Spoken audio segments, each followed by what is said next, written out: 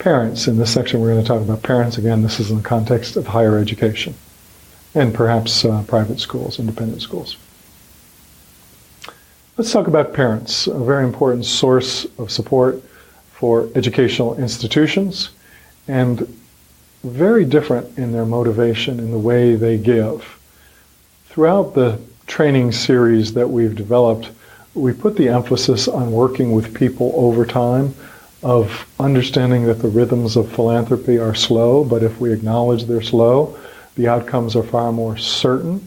So those themes run throughout all our presentations, but when you get to the issue of parents, you see something that is quite different.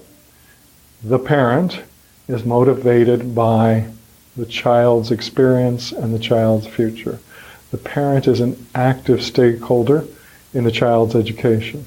The philanthropic parent wants to give to improve the quality of education for his or her child. Not saying they aren't benevolent beyond that and don't care about other people's children, but their great motivation to give is to give while their child is at school, in hopes that that gift leads to a concrete improvement in the quality of that child's educational experience. So let's now put this in the context of higher education. The first thing we know is, if we're going to talk about parents, the first background check that we'll have to do, if you will, is, are they philanthropic? Do we have any evidence that that person gave to the institutions that their children attended before they got to college?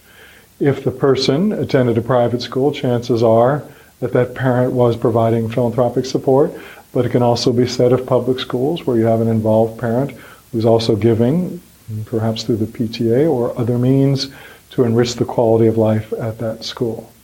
We know that when a parent becomes involved in an institution of higher learning, that the window of opportunity for that giving is in the first 2 years of the child's experience. Why? Hope springs eternal. The child's been admitted, the child is happy to be at that college or university. The parent is aglow that their child is prospering, is moving toward this new phase in life, and this moment then becomes ripe for, how can I further enrich this experience if I have the means? Now, what you'll see in parent giving, which is very unusual than what you'll see elsewhere, is the parent is very animated by the child's testimony. The daughter is playing soccer and says to her father, the lockers are awful, they're not safe, there's even some thefts from them. And the father says, what would it take to replace the lockers for women's soccer? Someone says $40,000, and the father writes a check. It's actually a kind of a classic example of parental giving, is child's testimony learned early on. If I make a gift, leads to a material improvement. Now, it's not always about lockers, but it could be about reading materials. It could be about field trips. It could be about study abroad. But they are animated by the testimony from their own son or daughter, the eyewitness account, and then they will give. Keep in mind another phenomenon here, that while parents really are wanting to enhance the quality of their son or daughter's life, that the most significant among them, in terms of their ability to give, will also be very reluctant to give a public gift. They don't want their son or daughter to be walking around campus with the stigma of the son or daughter of that person who named the residence hall, who named the athletic facility, or who underwrote that scholarship. It's awkward for the student to have a visible parent, particularly one that is of exceptional generosity. In some cases, it could be dangerous. You're the child of that very wealthy person, could open you up not only to everything from teasing or good nature sort of playing about your means, but could also be dangerous if someone thought, here's a person of extraordinarily wealthy family out and about, and maybe an opportunity for mischief there. So if you think about the parent and the person with the high potential of giving, remember not to propose things that are visible, and to understand that many of them will choose to remain anonymous, and quite understandably so. Keep in mind also that the window of opportunity is for the first 2 years, in that after 2 years, the son or daughter is well on his or her way, kind of over the hump. Lots of good things have happened, are really pointing toward graduation, and the parent may feel less of an impetus to give and a shorter window in which to make a difference. So if I am a parent who wants to change and affect the material quality of life for my son or daughter, then I want to do it as soon as possible so that my son or daughter, and maybe their peers, enjoy the same benefits. So if we're going to propose something significant to parents, let's make sure we're ready to move when the gift is made, that we better make sure we have a schedule in place. We don't want to say, we could do this, only to have them discover it's going to take 2 or 3 years and that their child will only see the end of it. Be clear about what you can do while that child is there. So now we're going to look at that first 2 years and say, where is the opportunity, not just to engage the parent for giving to something called a parents fund. I think that's a little too generic to achieve the level of success that we'd like to achieve. But we're now going to invite that parent in, have him look at the college or university, and determine, based on the child's testimony, of all the places where they could give, where they think they can have a great difference. That window, that first window of opportunity, is generally around the first break, the first time the child goes home and spends time with the parents. In the United States, that's generally around Thanksgiving, where there's enough time to go home and it's a strong enough holiday to really call someone back, particularly if you're a little homesick. Wonderful to go back for Thanksgiving and be back with your family. Now, if the child is aglow with what's happening at the school and the parents see growth and development, you won't find a better time than to start talking to parents about where a philanthropic investment will make a difference. Well, how do you do that? Well, let's say you're fairly large college or university, and that you draw from around the country. We'll just use that as a first example. You may want to think shortly after Thanksgiving, early December, in the first week of December, or first 2 weeks of December, before Christmas encroaches, as being a prime opportunity to engage your parents in a discussion of the quality of life as depicted by their son or daughter, and a discussion of how it could be improved. And the person often ideally suited for this, that we don't use as well as we might be somebody who we call a vice president for student affairs. That person might actually have more appeal, or dean of students, than the president. Yes, we do want to reserve our president for interactions with our most significant donors, simply because we must be disciplined about the use of time and make sure the time is used as productively as possible. But rarely is our vice president for student affairs or dean of students pulled in multiple directions, or even asked to play a role in philanthropy. Now imagine for those parents who we've identified as being philanthropic, if we can say to them, before Thanksgiving, we'd love to have you join us in a back room of a restaurant, perhaps 12 or 15 parents, to meet with our dean of students or our vice president for student affairs, and he or she is coming to this part of the world to meet with parents like you in small settings and have intimate discussions, to listen to what you are hearing from your son or daughter, and then we can have a discussion about what's working and how it can be strengthened, and if something isn't working, how it can be improved or addressed. So right away, when that glow is likely to be at its warmest, you then create this dialogue about what is working and what might be. So a salon event, if you're not familiar with that term, is best staged around a single table in a private setting. So think about a back room of a restaurant actually being superior to a home, because it's neutral territory, and your dean of students, let's say in this case, can really do things the way he or she would like to do. You can conduct the discussion that you want. You don't have to worry about a host. So the parents, who we know to be philanthropic, who we know want to help shape their child's education, now are given this opportunity, intimate setting, in-depth discussion, maybe an hour and a half over lunch, maybe an hour and a half or two in the evening. We always want to give a time to it so that people know when they come and when they leave. They're always worried about open-ended events. We want to assure them that there is no explicit fundraising, that this is simply a way to listen and to understand what is working, what isn't, and then to speak right to the person who may have the greatest power of affecting the quality of student life. Larger institutions, deans, could actually do some of this in the same way.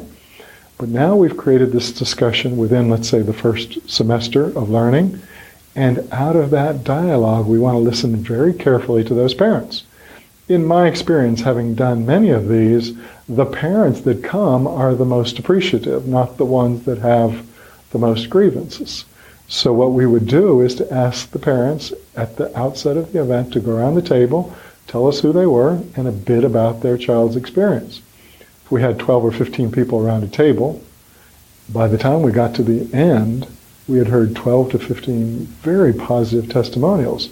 So the parent was sitting there not only thinking they've done a wonderful job with my son or daughter, but hearing this being reinforced by other people. Oh, so it's not a fluke. There's something happening at this place that's very worthwhile.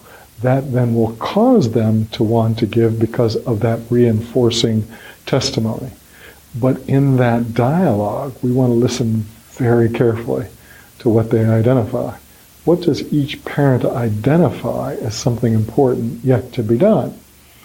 When we can then capture that testimony, we can then return to each of them, thanking them for their participation, showing them that we listened by playing back what they spoke to, what we heard from them, and then telling them some things that could be done. Now at this stage, I'll call that not a proposal, but maybe a white paper.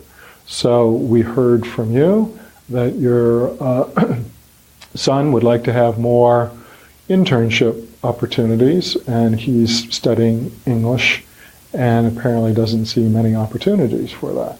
So now we come back and say, well, what we'd like to do is to start working with employers and telling them about the importance of language skills and how that can be very predictive of future success. And here are some things that we could do to make that happen. So you say, we heard you, and you propose some way to address that issue. You want to do that again, not in the form of a proposal, but a white paper. Here's what we're thinking. Here's how we could go about tackling that issue. What do you think? Does it make sense? So now what we've had is a dialogue. We've proven we've listened, and we've proposed a solution, and we invite reaction to that proposed solution.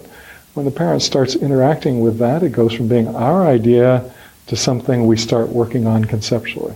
When we start working together conceptually, we create the framework for working together philanthropically, of making an investment in the place.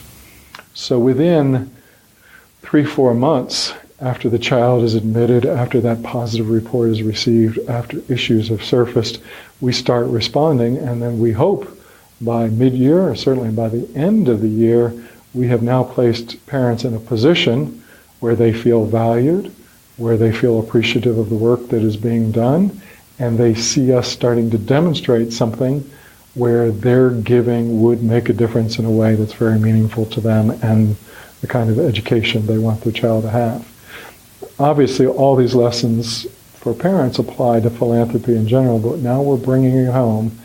And whereas in most cases we'll make a case about something that can be done well into the future, we can now address short-term needs. This is a rare opportunity for institutions of higher learning to talk about short-term needs. They're often physical, or they can be in the form of funds that would somehow enhance the quality of education. And it could be funds administered by a president, or dean, or athletic director, or, let's say, even in student life and student affairs, and a host of activities. Parents want to not only invest, but they want to remain involved in the life of the child's education. Many of them, we hear in higher education, wish they were that student. They see how higher education has changed. They see how options have become wider ranging and more interesting, study abroad and rich experiential learning opportunities. And many parents have a bit of a pang of wistfulness there, wishing they could be a part of it. So part of your parent strategy is to engage the parents. In my career, I even had parents say, give me an excuse to come to campus. My child would rather not have me there, but if you give me an excuse, then it doesn't look like I'm looking over their shoulder, but really here serving the university. So they really love those opportunities. And those could be focus groups around developments in student affairs or student lives, new buildings, new projects coming on.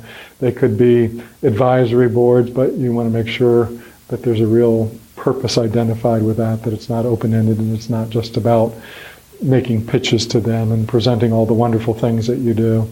But for that high net worth parent that you hope to secure a major gift from, give them the reason to be engaged and involved in the life of that institution. Maybe even review of student life, maybe a review of admission policy, maybe thinking about scholarship and financial aid applications and asking them to think about the trade-offs that a university must make in awarding a finite amount of financial aid. Parents have this invaluable perspective of caring about their son or daughter, but being very much of the mindset of that time, of that place. So anything that we can do to engage parents will be particularly productive. And keep in mind, simple statistic that's incredibly important when we think about nurturing philanthropy, and that is volunteers give 10 times more than non-volunteers. So for that subset of parents who have the capacity to give, the interest in shaping their child's education, what is it that we can ask them to do? And that's not just being given a presentation. A volunteer is someone who actually works. And could it be being a marshal at a major event? Well, if my son or daughter is there, maybe I could be a marshal at the first year convocation or orientation. Or it could be something even more specific that parent could do in reviewing plans, in shaping initiatives, in serving as a sounding board and giving concrete advice about how it can be improved. I want to stimulate the wells of your imagination, prime the wells of your imagination. You'll find the best way. But I hope you see from this a systematic process to understand the motivation of parents, to listen carefully to what the specific triggers might be, to create conditions for dialogue so that parents can tell you what they think is particularly important to achieve early in their child's education, to engage them as stakeholders, and thereby set the stage at the appropriate moment to secure their support. I'll also tell you that if we do these things right, that we don't often have to solicit, that the solicitation comes out of the dialogue itself. All right.